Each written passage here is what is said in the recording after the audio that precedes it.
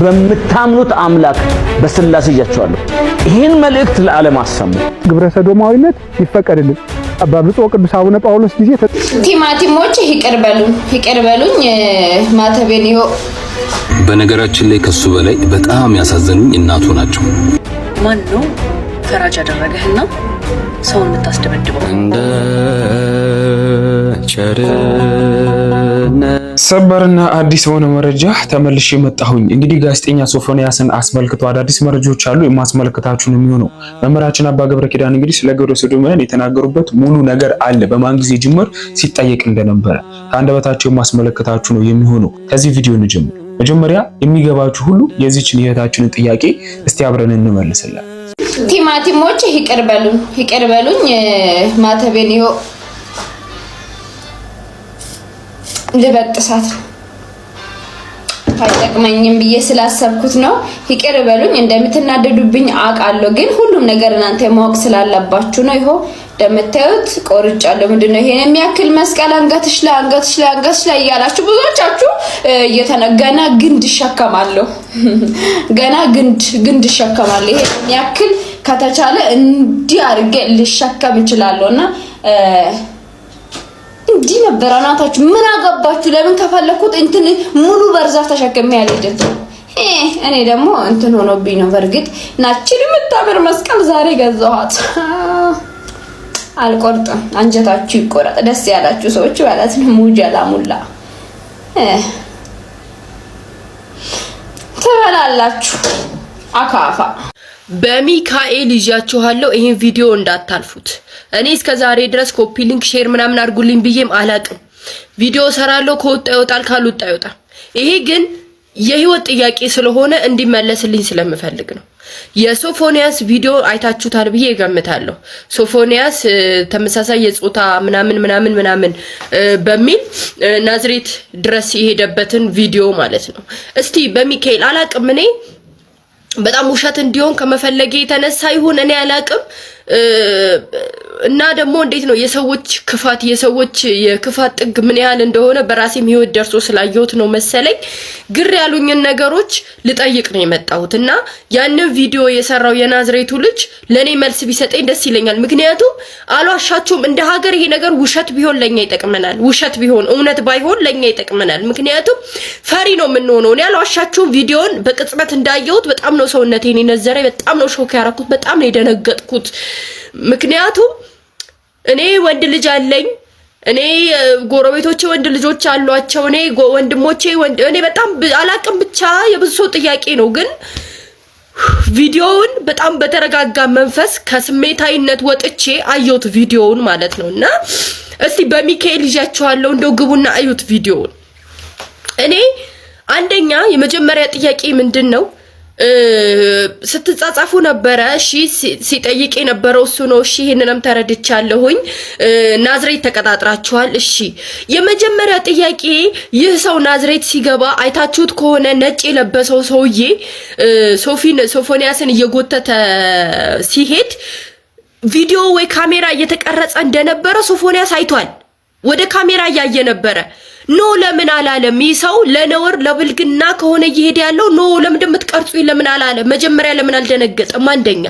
ሁለተኛ ክብብ ሲያረጉት መጀመሪያ ላይ ታችሁ ከሆነ ሰላማዊ ሰው ነው፣ ሰላም ነው እያለ የነበረው። ሲመቱት ነው እንዴ ምን አደረኩኝ እያለ የነበረው ማለት ነው። እና አንዳንዴ ለነውር ወይ ለብልግና የሄደ ሰው ከሆነ ከመመታቱ በላይ ታዋቂነቱ ሲደመር ከዱላው በላይ ካሜራ ነው ሊያስፈራው የሚገባው።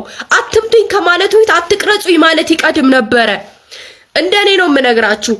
ሶስተኛ ስልክ ሲደወልለት መጀመሪያ ላይ ይሄ ወዬ አዎ እንትን እኔ ያልነዳው ነገር ምንድነው ምናምን የሚለው ኮንቨርሴሽን ሲቀያየሩ ተደውሎ የነበረው ስልክ አስተውላችሁ ከሆነ የፕሮቴስታንት ነው ጥሪው ማለት ነው። ከአንተ ጋር ሆኜ የሚል ማለት ነው።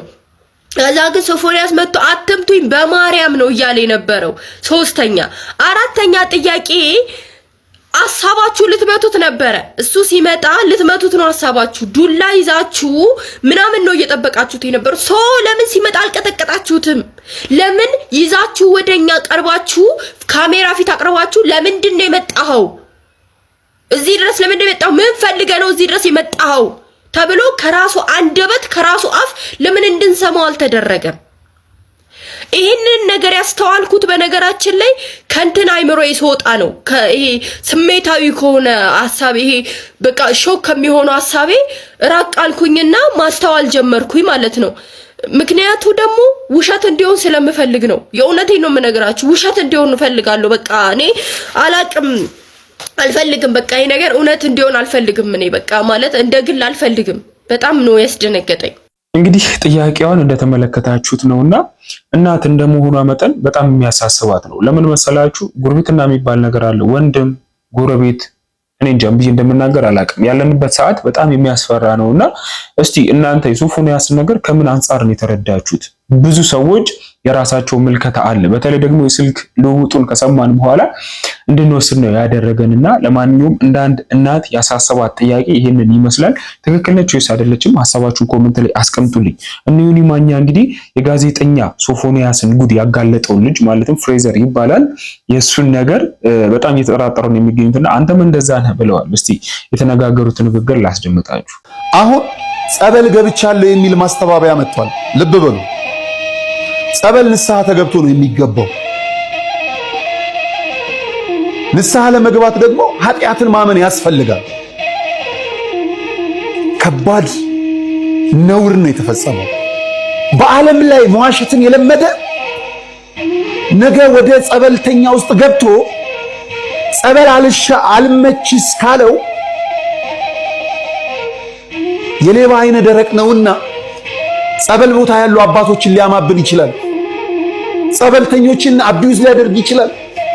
ኖ አዎ መዳኛው ጸበል ነው። መጀመሪያ ግን ንስሐ ይቀድማል። ንግግሩ ራሷ በርገር ማለት ቂጥ ነው። እኔ በርገር እኔ አላቅም። አሁን ጌታን ከዛ በኋላ ደግሞ እሱ ምን እንዳለ ሰምተዋል። እንደዚህ ያልኩት እኮ በደንብ ፎንቃ እንዲገባለት እንደዚህ ያልኩት እኔ ቅርታ አድርግልኝ። እንዴት አባትን ነው የሚመጣል? እኔ ፎንቃ ራሱ ያቃል። እያንዳንዱ የሚናገረው ንግግር ይሄኛው ተርጓሚ ነው ያቃል እኮ። እሱ እንደዚህ ያለኝ እንደዚህ ነው። ልብ ቅርጽ ሲሰጠኝ ተረተርኩት እንደዚህ መመለሱ ራሱ አንችልበትም። አሁን ላንተ ቢጽፍልኝ ወይ ለኔ ቢጽፍልኝ መመለስ አንችልም። ምን ማለት እንዳለብኝ እኔ ግራንም የሚጋባኝ በርገር ቂጥ እንደሆነ እኔ የማውቀው ጉዳይ የለም። ይሄው አሁን አወቀን እኮ እና እሱ ደግሞ እንትን እንዲለው የደብተ እኔ አሁን እንትን ከጥፍሬ እስከ አንገቴ ድረስ ጸጉር ብቻ ነው አልኩትኝ ምናምን ሲል እኔ እንዴት አባ ነው የሚመጣል? ሉጢ ካልሆን ካብረው ኤግዛክትሊ። እስቲ አሁን አንድ ሰው በእውነት እንነጋገር እዚህ ጋር አንድ ስትሬት የሆነ ሰው እንደዚህ አይነት ነገር የማያውቅ ሰው የሆነን ሰው ላጥምድ ብሎ እንደዚህ ያወራል? ንገሩኝ። አንድ የለም ራሱ ስለሆነ ይሄ ሰው ግን ካዩት ራሱ እንደሚቀጠቀጥ ያውቃል። ስለዚህ እዚህኛው ላይ ለድፎ ይሄኛው ማስበላት ነው። ነገ እኮ ይወጣል የሱን ጉዳይ። አንድም ሌሎች ሰዎች እንደዚህ አላረጉም። ስለዚህ ይሄ ሰው ሞስት ዴፊኒትሊ ራሱ ሂዝ ፓርት ኦፍ ኢት ራሱም ነው ብዬ ዋናው እሱ ነው። የአዳማ ልጆች አንተን ራሱ አንዴ በልምጭ ቢገርፉ የምታወጣው ነገር ይኖራል ብዬ አስባለሁ። እስኪ ለማንኛውም አንተ የፈለከው ሊታ ነው አላ አንተካ በእኔ ሳይዝ ነው አይሆንም። አንተ ትንሽ ሳይዝ ከኔ ተለቅ ይላል ቶሎ ሊታብ ይችላል። ከታች ይዘና ራሱ እሺ ሶፊሻ ወይ ዲሻ የደረሰ አልክ እየደረስኩ ነው። ገና ከተወጣ እንዳውቅ ነገባይ ስለምታደር ችግር የለውም ትደርሳለህ። ፋብላላ አረምን እንዳት ስለምታደር ችግር የለውም ይለዋል። እግዚአብሔር ይባርክ። ማን ነው የአንደኛው ኮሜንት ላይ? እኔ ኮሜንቶች ነፍስ ያላቸው ልጆች ደስ ይሉኛል። ኡሙ የሚባለው የምትባል ሴት ሳልቀደም ልቅደም ይመስላል። የሆነ ቦታ ፍሬዘር ራሱ ጃስ ሲባል አንተ ያ ነገር ምን ምናምን ሲባል እንዴ ተባነነ እንዴ ሳልቀደም ልቅደም ብለህም ሌሎች 100% ነህ እያልኩኝ አይደለም፣ ግን የመጠራጠር ሙሉ መብታችን የተጠበቀ ነው። እሳት በሌለበት ጭስ አይታይም። እኔ እኮ መጀመሪያ ነገር ያለው ነገር አይመስለኝም። ምን የሚያስፈልጋል? በነገራችን ላይ ይሄንን ድምፅ ሪከርድ ሲያወጣ የተቆራረጠ ነው። ብዙ ኮንቨርሴሽኖች አሉ። የሚፈልገው ነው ገጣጥሞ የለቀቀው? የኔም ጥያቄ ነው እሱ። ምክንያቱም አንዳንድ እንትኖች ስትሰማቸው አሁን መጀመሪያም ነግሬሃለሁ ይለዋል። መጀመሪያ ምንድን ነው የነገረው? በጣም ብዙ አውርቷል። ነገራችን ላይ ኑኒ ማኛ ብቻ አይደሉም ይህንን ጥያቄ እየጠየቁ የሚገኙትና ልጁ ላይ በጣም ብዙ ጥያቄ እንዲነሳ ያደረገው ምናልባት አንተም እንደዛ ሆነ የምትፈልገውን ነገር ስላላደረገልህ ቀጥረህ አስደበደብከው የሚል ነገር ነው እያነሱበት የሚገኙትና አንዳንዴ መልካም ነገር ብትሰሩም ከኋላ በጣም ብዙ መዘዝ ይዞባችሁን የሚመጡና ልትጠነቀቁ ይገባል። ልጁ አይደለም ነው ለማለት ሳይሆን ነገር ግን ከልጁ የምንማረው ነገር ምንድነው እሱ መልካም ይሆናል ብሎ ነበር በዚህ ደረጃ ልክ የሰራው አጋለጥኩ ብሎ ነው። ነገር ግን ብዙ ችግሮች ራሱ ላይ ይዘው ይመጣል። እቺም እህታችን እየጠየቀቻቸው ያለችው ጥያቄ በጣም በቃ ቆሎ የሚደፋ ታውቃላችሁ ወሳኝ የሆነ ጥያቄ ነው እየጠየቀች ያለችውና እስቲ እናድምጣት። ሃይ ጋይስ እንዴት ናችሁ? ደህና ናችሁ? እቺን አጭር መልእክት ለፍሬዘር ለሚባለው ልጅ እንድታደርሱልኝ እፈልጋለሁ። ያው ፍሬዘር ማን እንደሆነ ታውቃላችሁ። ትናንትና አዳማ ላይ ታዋቂውን የኢቢኤስ ጋዜጠኛ ሲደበድብና ሲያስደበድብ የነበረው ልጅ ማለት ነው። ለሱ ነው ይሄን መልእክት እንድታደርሱልኝ የምፈልገው ማለት ነው። ሲጀመር አንተ ራስህ ማን ነው ፈራጅ ያደረገህና ሰውን የምታስደበድበው? ሲቀጥል ደግሞ ያንተ ዩቲዩብ ቻናል ላይ ማንንም ሰው ገብቶ ሲያይ ወሲብንና ወሲብን የተመለከቱ ነገሮች ብቻ ነው የምታወራው። ወንድ ልጅ እዚህ ቦታ ሲነካ ደስ ይላል፣ ወንድ ልጅ እዛ ቦታ ሲነካ ደስ ይላል እያልክ እያወራህ ነው የምትውለው። ስለዚህ አንተ ያን አለመሆንህን በምን ልናቅ እንችላለን? ሲጀመር ደግሞ ወንድ ለወንድ የሚባሉት ግንኙነት ያላቸው ሰዎች ስፔሲፊካሊ ክሊክ የሚደራረጉት ይተዋወቃሉ እርስ በርስ። ማንንም ሰው ጋር ለማንኛውም ወንድ አይጻጻፉም አይጽፉም። ካንተ ጋር ደግሞ ረጅም ጊዜ እንደምትተዋወቁ ተናግራችኋል። ስለዚህ ሁሉ ጊዜ ቀድሞ የሚያጠቃ ሰው የራሱን ገበና የራሱን ጥፋት ለመሸፈን ሲፈልግ ነው። ስለዚህ አንተም እዛ ድረስ መጥቶ በምን እንዳልተስማማችሁ እኛ በምን እናውቃለን? የራስን ጥፋት ለመደበቅ ስትል ቀድመ ጥቃት አደረስክበት። አዳማ ውስጥ ፖሊስ የለም? ለህግ አሳልፈ መስጠት አትችልም? አንተ ማን ፈራጅ አድርጎ ልጁን የምትደበድበው? እኔ እዚህ ነገር አበረታችም አይደለም። መድኃኒዓለም ይቅር ይበለን። ለነዚህ አይነት ሰዎችም እግዚአብሔር አምላክ ራሱ ምህረቱን ያወርድላቸው። ግን ሁሉ ጊዜ ቀድሞ አታክ የሚያደርግ ሰው የራሱን ጥፋት የሚሸፍን ሰው ነው። እና አንተ እንደዚህ አይነት ትምህርቶችን እያስተማርክ ወንድ ልጅ እዚህ ጋር ቢነካ ወንድ ልጅ እዛ ጋር ቢነካ ደስ ይለዋል ምን ይለዋል እያልክ እያስተማርክ እሱ እንደዚህ አይነት ሰው እንኳን ቢሆን ኦፍ ኮርስ ያንተን ቪዲዮዎች አይቶ ነው ወደ አንተ የሚመጣው። ቢኮዝ አንተም እንደዚህ አይነት ነገሮችን ነው የምታስተምረው። እኔ ማንንም ብለጠቅ አንተ እንደዛ አለመሆንህን እኛ በምን እናውቃለን? ቀድመ ልጁ ላይ ፈረድክበት። ይሄ ሰውዬ እኮ ታዋቂ ጋዜጠኛ ነው አይደለ? ለእናቱ እንኳን አታስብም እንዴ? ትንሽ እናቱ ትልቅ አሮጊት እናት ነው ያለችው። ለሷ እንኳን አታስብም እንዴ አንተ? እኔ አሁንም ቢሆን አንተ ራስህ መመርመር አለብህ። በዚህ ጉዳይ መመርመር አለብህ። እና ለአዳማ ፖሊሶች ማስተላልፈው መልእክት ደብዳቤውንም አስደብዳቤውንም በህግ እንድትጠይቋቸው እንፈልጋለን። ቢኮዝ ማንንም ሰው ምንም ነገር ያድርግ ህግ ነው እንጂ የሚዳኘው ሰው አይደለም የሚደበድበው። እኔ እንደዚህ አይነት አበረታችም አይደለም። እዚህ ሀገር በሚሊዮን አይደለም ቢሊየንስ ፈንድ እየተደረገላቸው በየአመቱ እዚህ ሀገር ላይ ይከበራል በዓላቸው። እግዚአብሔር ይቅር ይበለን። እነሱን ተናገራችሁ ማለት ህይወታችሁ ተበላሸ ማለት ነው እዚህ ሀገር ላይ። እኛ ሀገር ጋር አልተለመደም ይሄ ነገር። ቤታቸው ይቁጠራቸው ማአት ነው ያሉት እንደዚህ አይነት ሰዎች። ቤታቸው ይቁጠራቸው ብዙ ታዋቂ ሰዎች፣ ብዙ ታዋቂ ያሉን ሰዎች እናውቃለን፣ ብዙ ናቸው። እያንዳንዱን እያወጣችሁ ልደበድቡ ነው። አንተ ራስህ እግዚአብሔርን ጋይስ ሂዱና ዩቲዩብን እዩት። የሚያወራው ወሬውላ ወንድ ልጅ እዚህ ጋር ሲነካ ወንድ እንደዚህ ስትነኩት የሚል ትምህርት ብቻ ነው የሚያስተምረው። እና ይሄ ልጅ አለመሆኑን በምን እናውቃለን? ምናልባት በሆነ ነገር አልተስማማችሁም ይሆናል። ቀድመህ አታክ ለማድረግ ነው። ዋይ አንተስ እንደዚህ አይነት ነገር ተጻጻፍክ? ልክ እንደዚህ አይነት ነገር ሲጽፍልህ ኖ ኖ ኖ ብለህ መሄድ ሲገባ ቁጭ ብለህ ልብ ቅርጽ ሲልክልህ ልብ ቅርጽ ትልክለት ነበር። አቀናብረውስ ቢሆን በምን እናውቃለን? ስለዚህ አንተ ራስህ መጠየቅ አለብህ። አንተ ራስህ መጠየቅ አለብህ። ሰው ላይ ከመፍረድ በፊት ማለት ነው። ላይክ አይ ሴድ ቀድሞ የሚናደድ ቀድሞ ቱግ የሚል ቀድሞ ጥቃት የሚያደርስ ሰው የራሱን ጥፋት የሚሸፍን ሰው ነው፣ ጥፋት ያለበት ሰው ነው። ስለዚህ አንተ ራስህ መጠየቅ አለብህ። የአዳማ ፖሊስ አንተንና ደብዳቤዎቹን ሊጠይቃችሁ ይገባል። ይሄን ነው የምለው። ከምንም በላይ ብዙዎችን እንግዲህ እያሳሰበ ያለው ለምንድን ነው ያስደበደብከው ነው። ምክንያቱም ህግ አካላት አሉ፣ ፖሊስ አሉ። በነገራችን ላይ እስካሁን ከዚህ በፊትም ትዝ ካላችሁ የሆነች ሴት ከወራቶች በፊት ነች ተብሎ ብዙ መረጃ ተይዞባት ነበርና የትኛውም ኢትዮጵያዊ ግብረ ሰዶም ሲይዝ ለህግ አካል አሳልፎ አይሰጥም። ይሄንን ማወቅ መቻል አለባችሁ።